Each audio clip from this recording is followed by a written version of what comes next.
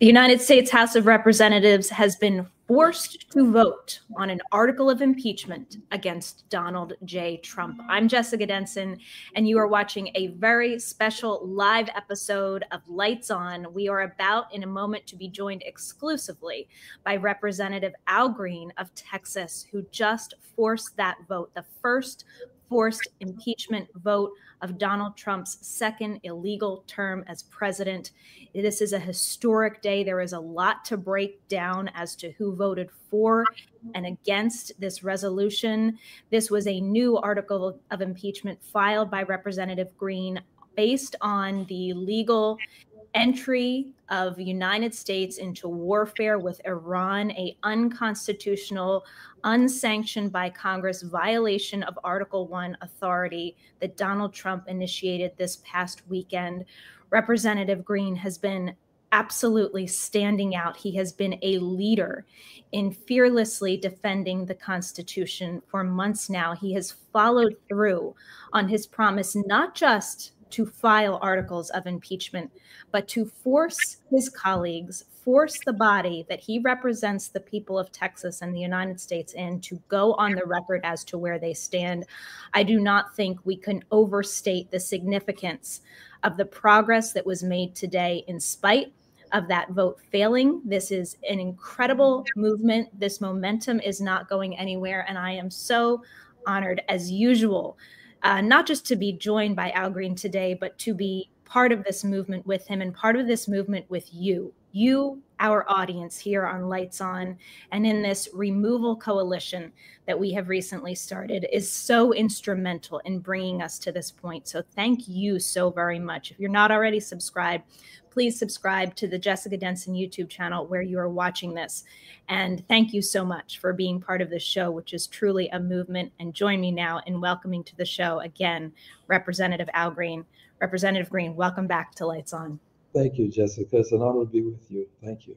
Thank you so much. So you stepped forward today on the House floor, following through on that promise. You put out a press release where you very graciously cited our movement, my name, and 14th Now, as well as Free Speech for People and our good friend John Bonifaz and all of the work that he has done. Also, a constitutional scholar, Bruce Fine, who is somewhat of a legend in the impeachment space, commending your efforts to come forward with a new article of impeachment.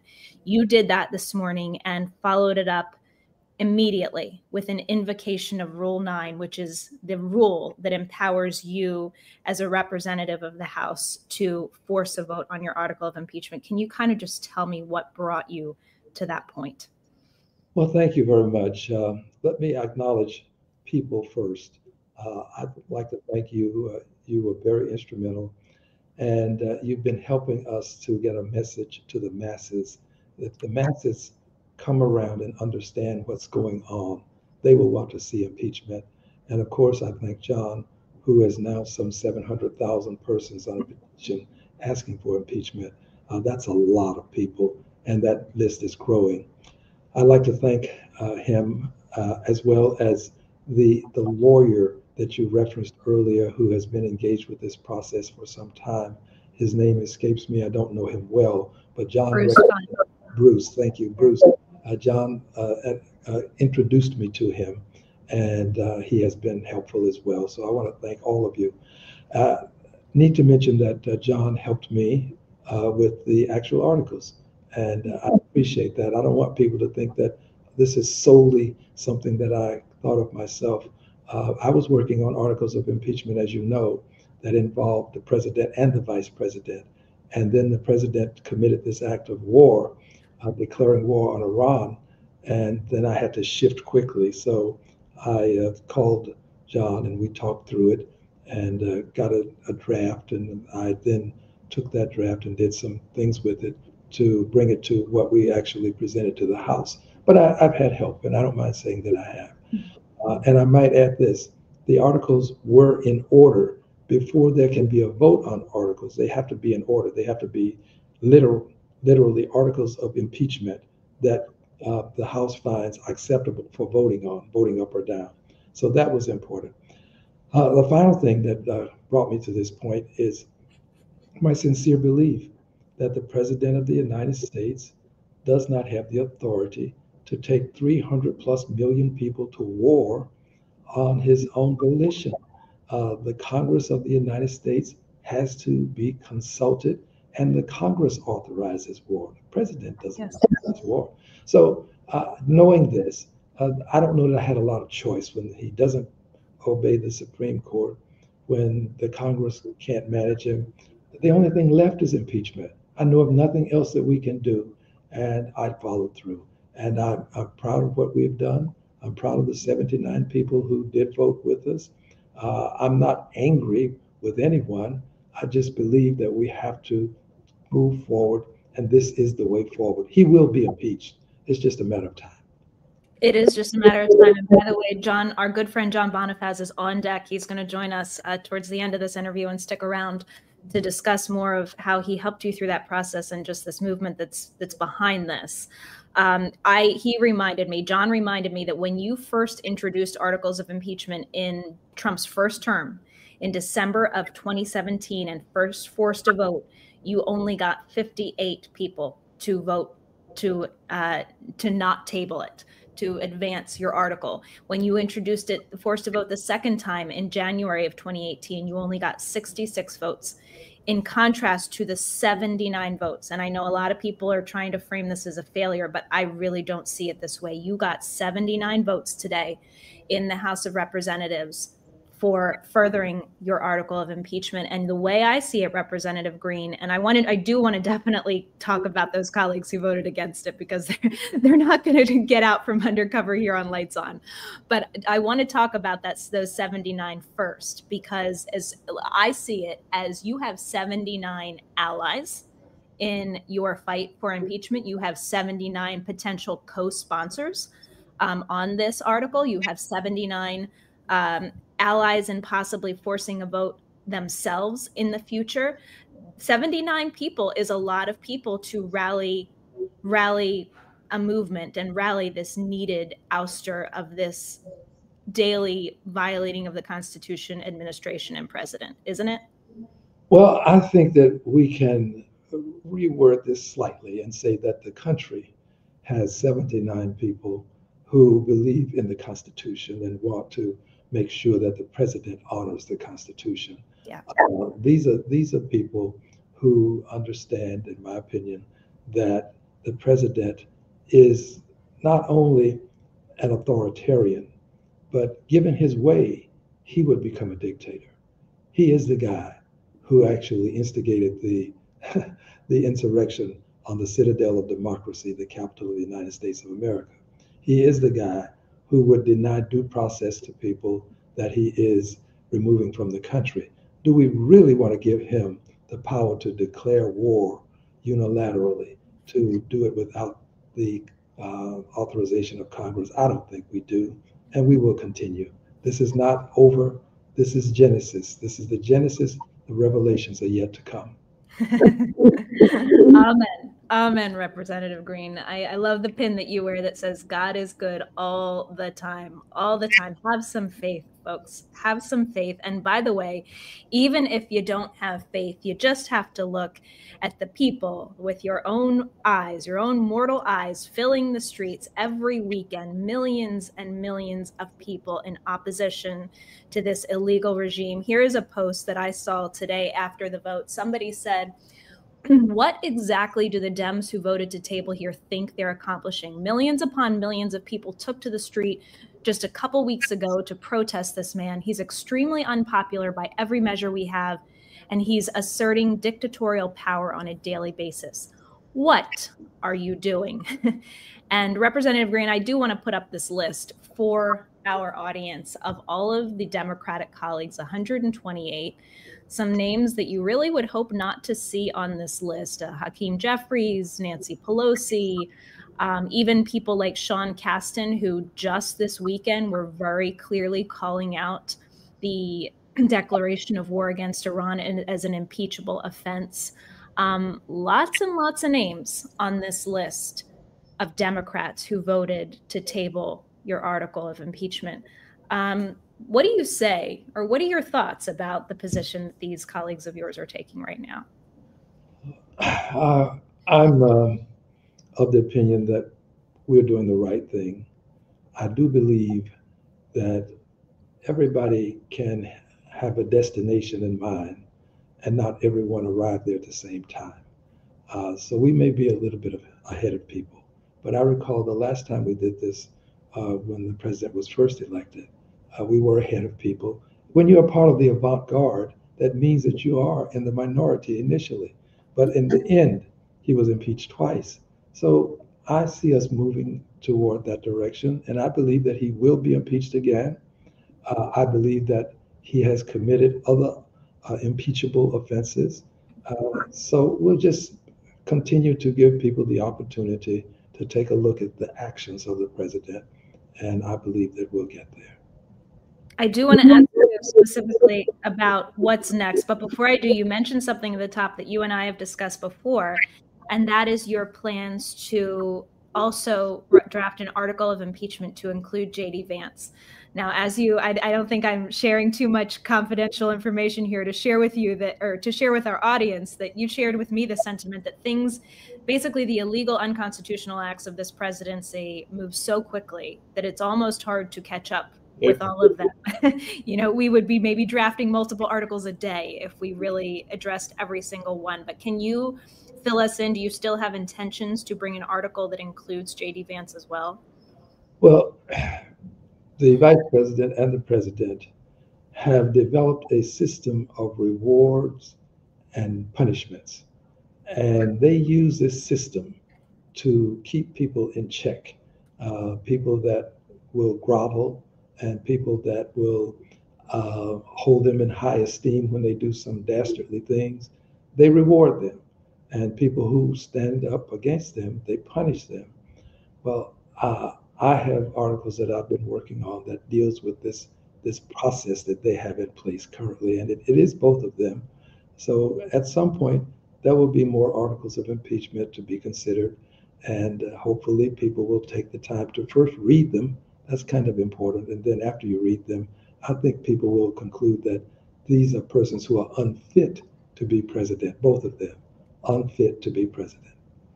They genuinely are. I mean, everybody from Donald Trump for his status as an adjudicated insurrectionist, #1, not to mention convicted felon and all of the other malfeasance that attaches to him, to J.D. Vance, to the litany of unqualified, both unqualified and in some cases determined, like actual people who are in opposition to our country. I mean, the fact that we have somebody like Tulsi Gabbard, who used to be monitored by air marshals when she traveled on planes because of her security risk to this country, now being the director of national intelligence, having a 22-year-old lead counterterrorism at Homeland Security. It's kind of unthinkable, the individuals who are leading this country right now. Yeah, I think the president judges the worth of people by the loyalty that they will display as it relates to him. He does not consider loyalty to the country as important as loyalty to Donald J. Trump. So if you can demonstrate that you'll be loyal, other things become subordinate to that demonstration of loyalty. I also think that the president knows that he can't bring people within his inner circle who are independent thinkers, who will do what some others did in his prior administration and said, Mr. President, I think you need to rethink this. I don't think you should do this. He doesn't have that now. Every person is a yes, Mr. President person, and that's not good for the country. So he's made some terrible moves. But remember this, in making these moves, he removed generals and put in generals that he believes will be loyal to him. I don't hear them complaining too much, so there may be some truth to it. He's put in persons in key positions, Secretary of State. Many of these positions are key. Now, what happens if he decides at the end of this 4-year term that he's not going to exit? Who will be there to say to him, Mr. President, your time is up, you have to go?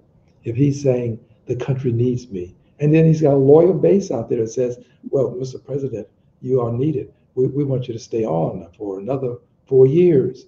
Who will stand up? Well, the answer is we the people. That's why it's important what John is doing now for people to understand what's going on, because if he decides he's not going to go, then we the people will have to step forward and say, but Mr. President, your time is up. You will go. And that's the solution to a president who controls the military, who has control of the courts, and who has control of his political party. And he does, but he doesn't have control of we the people. No, he absolutely doesn't. And speaking of time, you know, this is a very, very prominent theme here on Lights On, the urgency of this moment. And I think you have so followed through in understanding that urgency by leading, by not waiting to bring impeachment. Like many of your colleagues say, wait till we get control of the House of Representatives back before we take action. You have understood the urgency of the moment. You speak so eloquently every time you go on the floor, including today when you raised the new article of impeachment. I heard you before speak about we can't wait until we have tanks in the street. And basically the next week after that, we practically had tanks in the street with Donald Trump ordering the U.S. military into Los Angeles. You talk about the possible eventuality of this man not leaving office, and you also are very gracious in your patience with your colleagues in reaching the point that you have. But can you just give us a sense of urgency of this moment? I mean, I just really feel like every moment that we wait is a moment that so much damage is done that's going to take so much more work, years, decades, if not generations to undo. The moment to act is now, isn't it? Well, it is now because he's assuming more authority every day. He now has some degree of belief that he can bring in the National Guard at will without having to consult with the governors of states. He now believes that he can go to war at will. Today may have the message that he may have received from today is that it's okay for me to declare war without Congress. So all of these things make it difficult for us to turn him in a proper direction. And if we can't turn him in a proper direction, then we've got to remove him from office. And I'm talking about through a legal process. I don't want anyone to say that I would do anything to threaten or harm. Constitutional, peaceful means, absolutely. So we have to build it, and it becomes more difficult when you allow him to continue to take on more power. He is probably the most powerful president that we have seen in our lifetimes in terms of how he has corralled the court and corralled his party. And now he's got this following of people who, doesn't matter what he does, they're going to support him. Well, we have to have a following that is larger than that following, that wants to see the Constitution adhered to. Either we're going to be a country where we honor the Constitution and we have a democracy, or it's dishonored and you have an autocracy with an authoritarian president who is as reckless and ruthless as one can be. After all, again, he did instigate an insurrection on the Capitol of the United States of America. He did it. There's no question about it. Absolutely. And talking about either we have a constitution or we don't, you're reminding me of a common refrain that I hear from our friend John. And I don't know how much time you have today, but I thought I'd bring in John with us before you leave us, because he's been so instrumental in this movement. And I know that you so appreciate, and as you said, he's literally helped you draft the article. So I'd like to bring in John Bonifaz, the president of Free Speech for People and constitutional scholar, someone who I herald as one of the incredible true living patriots in this country right now. I don't have words to express how much I appreciate John in this moment. So John knows this. Welcome back to Lights On. Thank you. Thank you for your kind words. And thank you to the Congressman. He's an American hero. You truly are, Congressman Green, for standing up with your leadership and forcing this historic vote today. You will be recorded in history for the courage that you have shown. And this is what we need at this moment in our history. We need this courage from people like you in the United States Congress. And I am so glad to see that there were 78 other members of Congress who abided by their oath like you did to protect and defend the Constitution, the same oath that Donald Trump took on January 20th. That oath is what members of Congress, as you know, took, and they joined you. And that is very significant because, as Jessica highlighted, back when you first started the process of forcing a vote in December of 2017, there had not been enough time to make that case. And yet 58 people joined you. And then it was 66. And then ultimately it was 95 in your third forced vote. But here we are 6 months into this new presidential term with this lawless president. And the case is being made as it should be. And this particular unconstitutional, reckless action to violate the War Powers Clause of the Constitution, to strike in this military strike against Iran, setting us on this reckless course. This required the response that you gave today on the floor of the U.S. House of Representatives. And really, I think the American people thank you, and millions of people all over the world thank you for standing up for our democracy and our Constitution. Well, thank you, but I would insist that you be acknowledged, and Jessica as well. We stand together, and there are thousands, perhaps close to 1 million now, according to your petition, who are with us. And there's one point that I've not made today, and that is the Constitution does not recognize a successful strike, a successful end to a war, as an exception. That's not an exception. It doesn't recognize peace through strength as an exception. The Constitution is very clear. It recognizes that you have to include the Congress. You just can't go out and win a war and then say, well, it's okay, it must be okay, I won the war. No, you did not win the war. You have degraded and diminished the Constitution.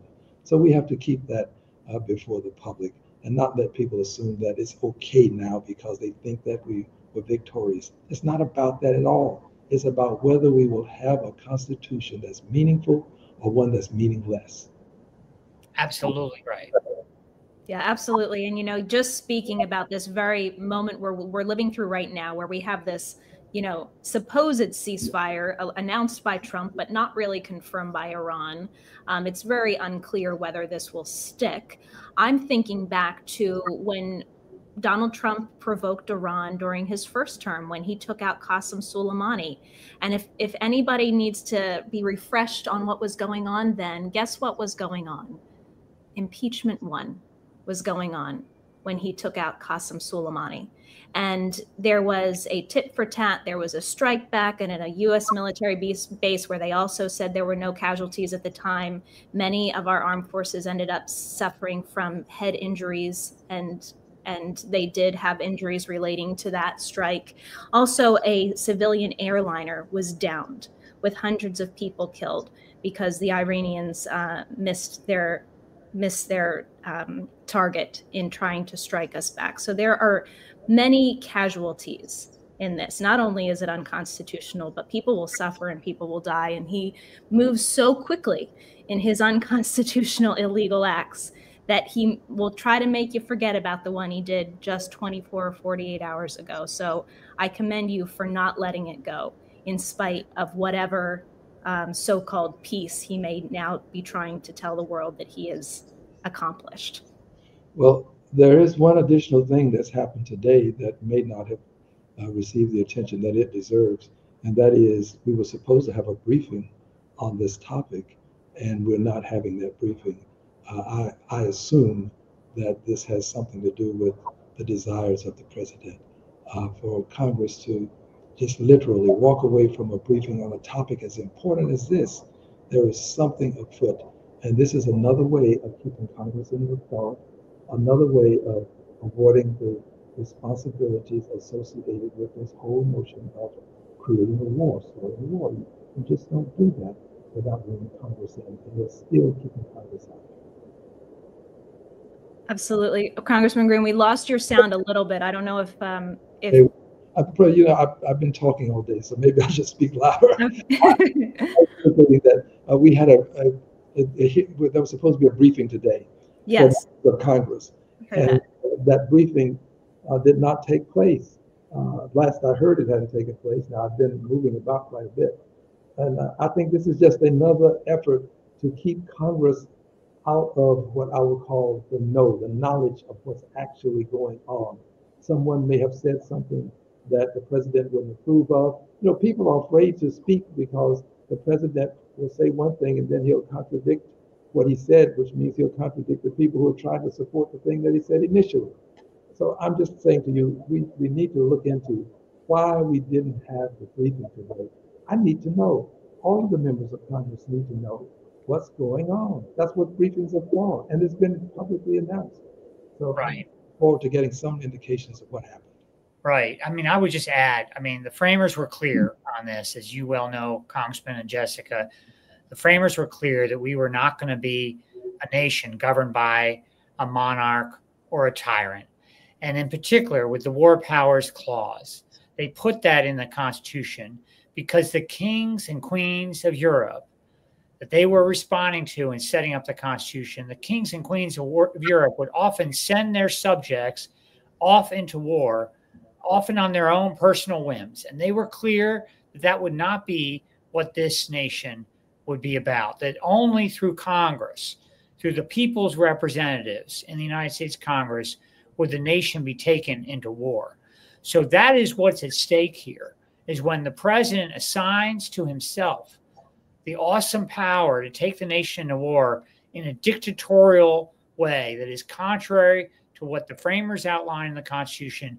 That is exactly why it deserved this vote on impeachment. And it is why those members of Congress who voted to table your article of impeachment will need to answer to their constituents why, in the face of this attack on the Constitution, they stood on the sidelines.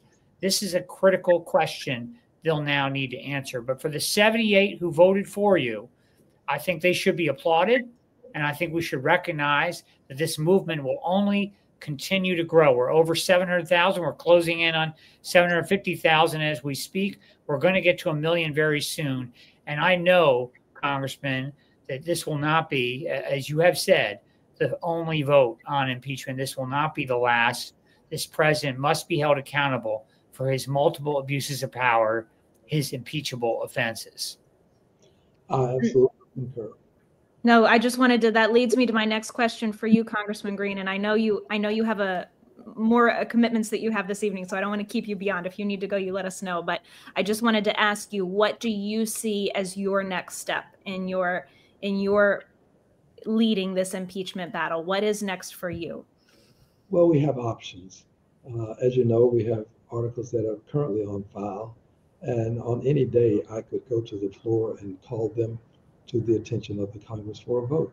Yes. I have said that they're sort of like the sword of Damocles. I call them the sword of democracy, and they're sort of hanging over the head of the president. But then we have other options in terms of bringing additional articles of impeachment. But I'd like to do this. I'd like to see the people of this country continue to protest. And I'm going to encourage people to do it lawfully. But the protest movement is making a difference. It really is. And when we do it peacefully and lawfully, we don't always get the coverage that people get when they do something that is criminal, throw a brick, harm a building, assault someone. So don't do that. We don't want that kind of coverage. But continue to do the protest and let the people know that there are those in the country who are going to stand for the justice that we have enshrined in the Constitution and our Pledge of Allegiance. We need that protest movement to continue. And those petitions, signatures on your petition, John, they're going to make a really big difference.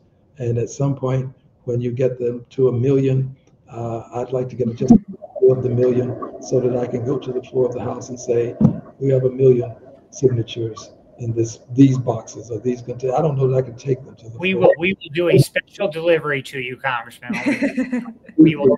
But yes, it's great to say that we've got 1 million people. Yes, I'd like to do that. So let's keep the movement toward the people, for the Constitution, and against a authoritarian president.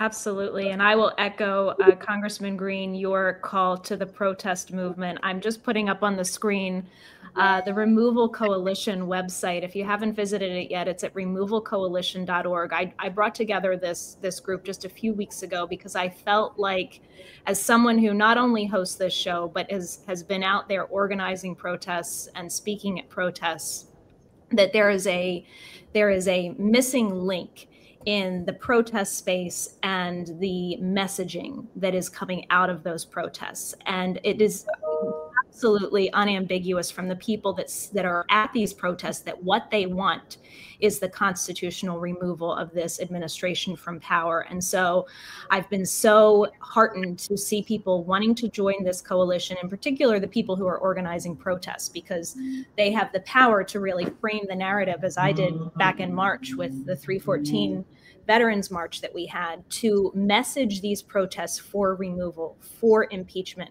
What does that translate to? It translates to pressure on lawmakers. It translates to pressure to the media to cover the narrative properly, instead of covering it like this is just another day in American politics, to cover it like the actual constitutional crisis that we're living through on a daily basis and the actual remedy that we have to fix it. So I would definitely echo that call to protesters. You know, amplify. If you're organizing a protest, make it a removal rally. Let's make these all removal rallies. I think Representative Green, we may be honored by your presence on July 17th, John Lewis Good Trouble Day, that a lot of protests are forming, and I will be in Washington, D.C. on that day. I hope you will join us. I look forward to trying my very best. And may I just add this, Jessica? Yes. Please bring signs that say impeach. Impeach, 100%, 100%. That's very important. Thank you. Yes, absolutely. Well, I'll let you go for now, Congressman Green. I know you're tight on time, and I'm so thankful that you were able to join us. Thank you so much for acknowledging us here on this screen right now, but really the people of this country who are behind this movement. We've made incredible progress, and I hope everybody understands how vital they are in this. Well, I want you to keep a record of all of these organizations, because honestly, I plan to make sure that the Congress of the United States has a record that reflects the names of the organizations that were involved in this movement. I've already done it.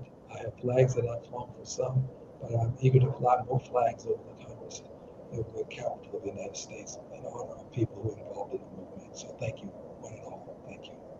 Thank you so much, Congressman Green, and we will be following, and we'll see you again very shortly. I'm sure on Lights On. Thank you. Thank you. So, John, I know today is, in spite of how anybody might frame this day as defeat, it is not defeat to us, and you expressed that very clearly a few moments ago. Just give me your sense on where we go from here. Obviously, that petition of yours is growing wildly. IMPEACHTrumpAgain.org, IMPEACHTrumpAgain.org. If you haven't signed it already, go do it now. Where does this go from here, John?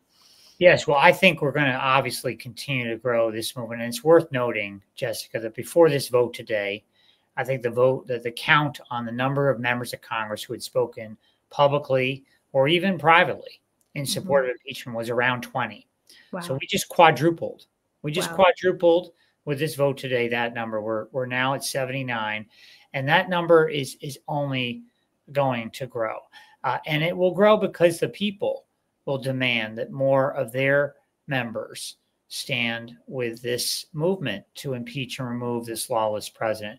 So I think what we're going to see over the coming days and weeks is more people tuning in to the fact that this president must be impeached and removed from public office.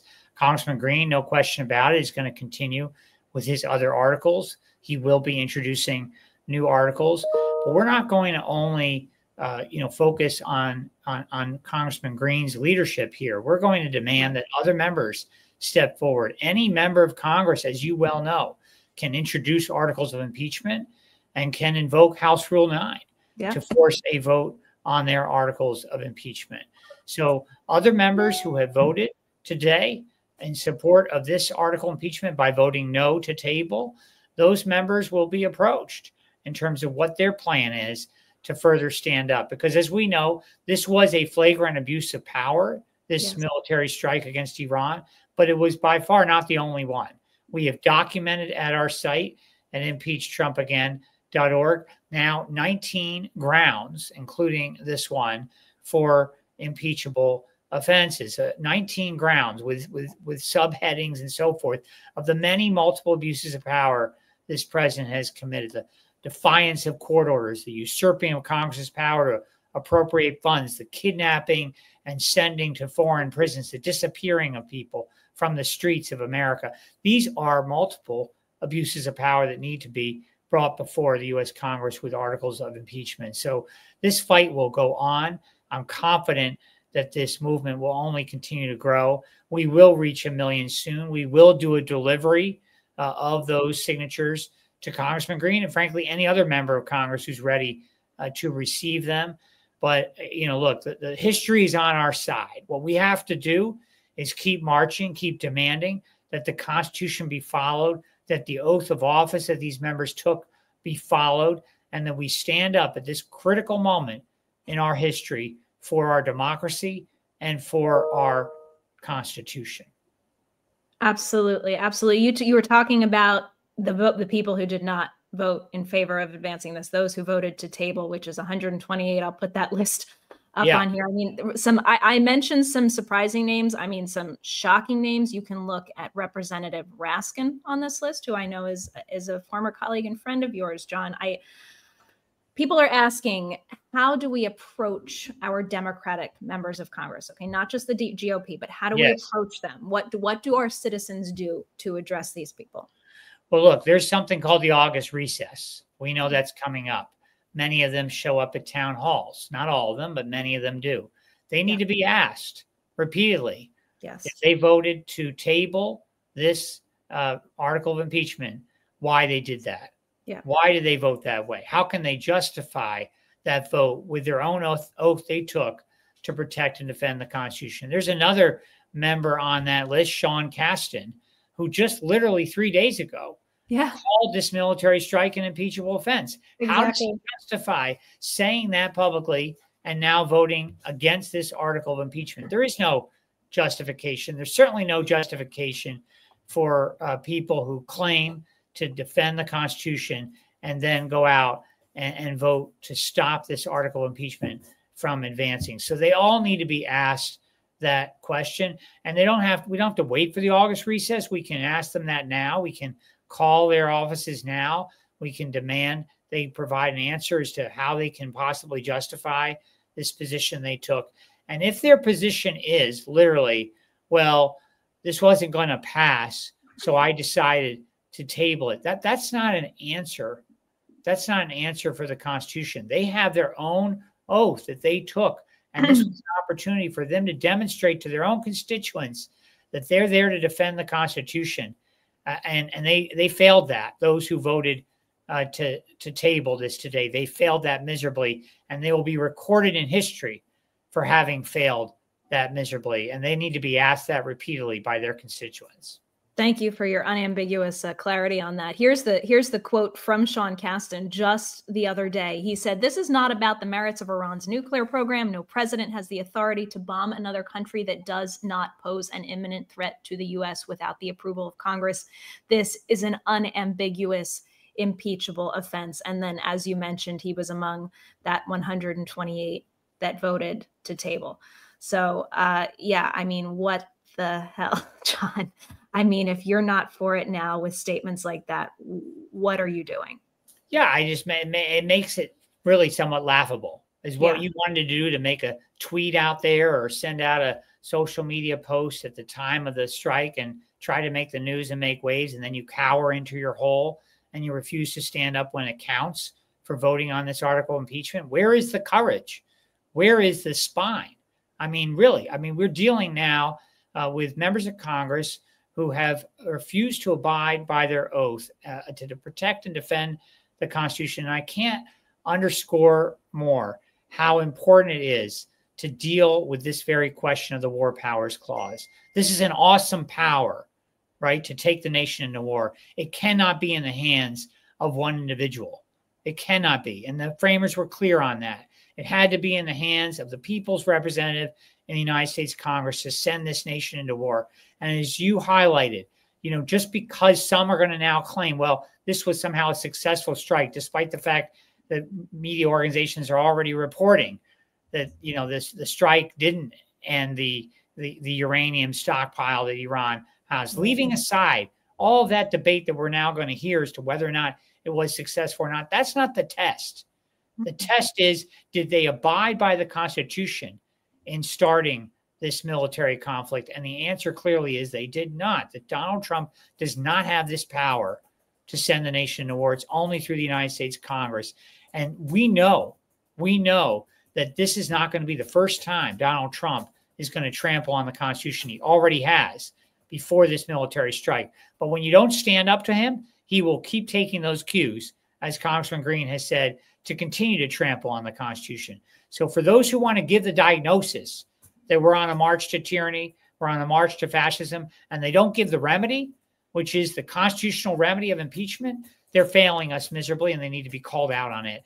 We will stand with the 79 members of Congress led by Congressman Green, who today put a line in the sand and made it clear they're going to stand with the Constitution more than anyone probably would have predicted before this vote. 79. And there will be more because their constituents will tell them they need to stand on the side of the Constitution and our democracy at this critical hour.